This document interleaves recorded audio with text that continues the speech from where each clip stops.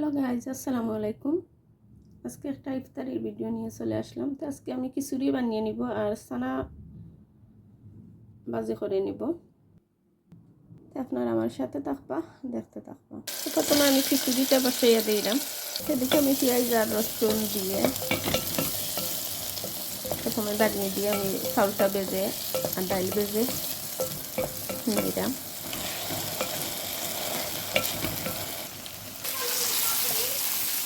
এখানে আমি সানা বিরানোর জন্য পেঁয়াজ টমেটো সব দিয়ে নিলাম, দিয়ে ভেজে নিলাম।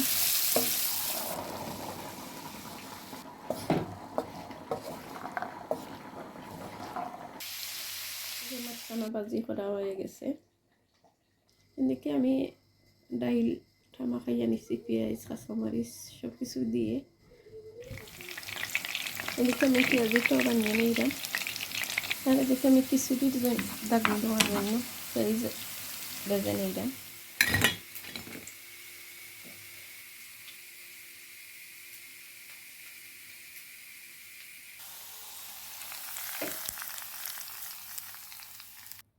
দিয়ে নিলাম ঘি।